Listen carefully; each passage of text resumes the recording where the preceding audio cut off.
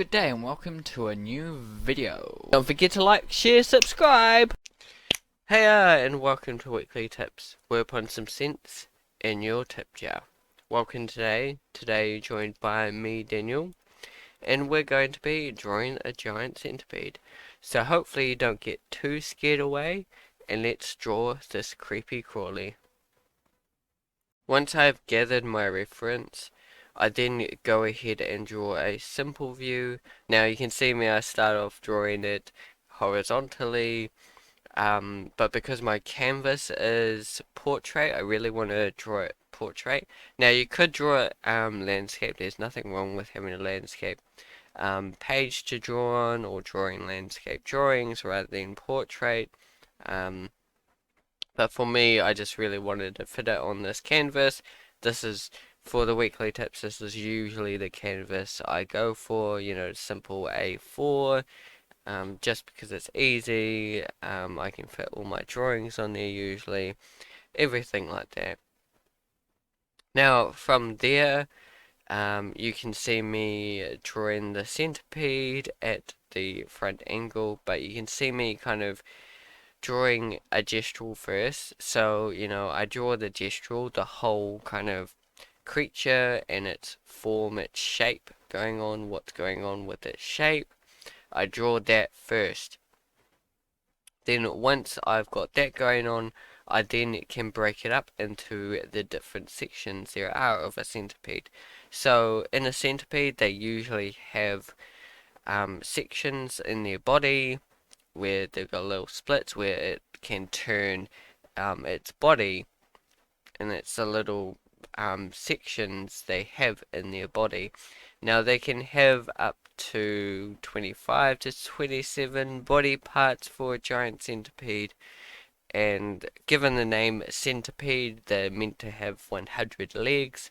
I'm not 100% sure, 100% sure if you can have 100 legs in a centipede, but they have many legs. They don't exactly have 100 legs. And I've also looked at, they also can't have 100 pairs of legs. They have to have an odd number of pair of legs. They can't have an even number. So they cannot have 100 legs.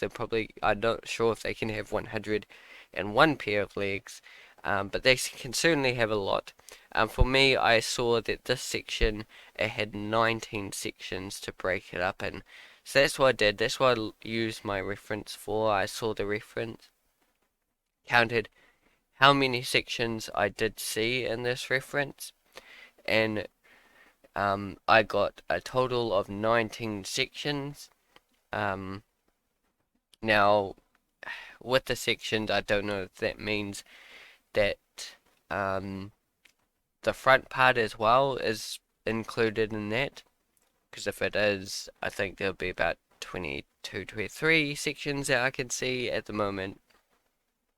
And then from there, once I've done all my sections, I then draw in the legs.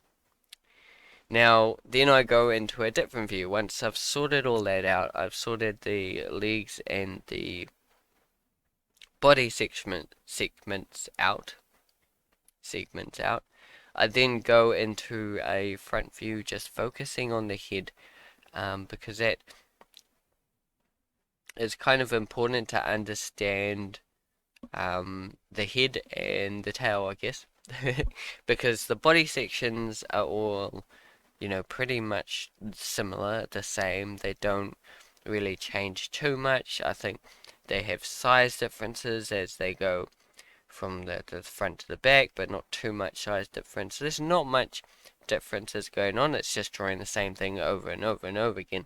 So focusing in on the head is a really good way to get better at drawing the centipede, because once you get better at drawing the head and its other little body parts there, as you can see, like the claws and the fangs there, then it makes it easier to draw the centipede as a whole if you focus in on that. So here I delve again into the head.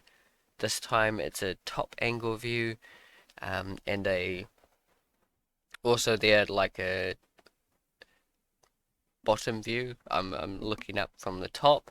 I think the centipede here it's looking at is dead, as far as I know.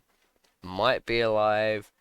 It might just be a really good photography, but you know, doesn't matter too much if they're alive or dead. Too much, unless you know you want to care for these animals and things like that. But um, yeah, I go for this view here, and yeah, you get a really good glimpse of those kind of fangs. The fangs are actually like little legs, claws on them per se. Um,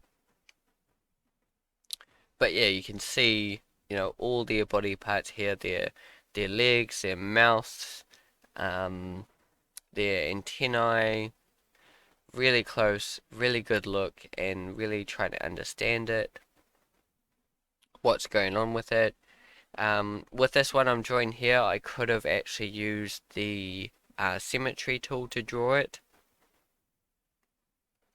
I chose not to, just because of those claws that actually, you know, they kind of interlock with each other, because they're kind of teeth parts and things, they seem to, you know, interlock with each other. They're not exactly full, you know, touching each other. They are interlocking each other and things like that. Once, you know, if I understand the head, you know, I could go further and draw it a few more times and a little few more angles. I then go into another pose. Um, Now this is kind of simple. I could have gone for something a little bit more dramatic. Also, you see me, I'm just kind of getting through this. I'm not exactly spending all the time in the world in drawing that angle.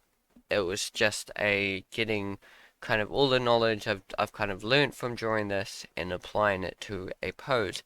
There's things I see that um, you know, I only draw it like once or twice. I don't really take much time in actually making it a really good drawing. I just kind of get it out there and done. Um, and for me, um, that's kind of the important part. Just getting the knowledge out there, knowing what you're drawing, understanding what you're drawing, and making really good pictures isn't the most important part. But it's good to see. It's good to have a really good photo, really good image, and make a really good illustration and drawing from getting all this knowledge. But yeah, once you know from here, I'd basically maybe find a more dramatic pose, or if I really wanted to make the pose here at the top look really good, I would then redraw it again. Doing all this practice and everything now is a good time to apply it to something more interesting. So yeah, hopefully, you know, you did learn something. You didn't get too scared away.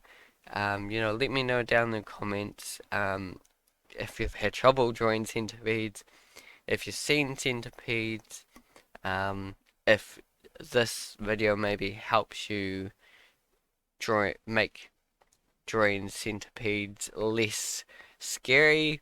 Um, Hopefully, you know, you've enjoyed this video. You've learned something new. So thanks for coming in. Thanks for tuning in. Keep drawing, keep creating, and see you in the next video.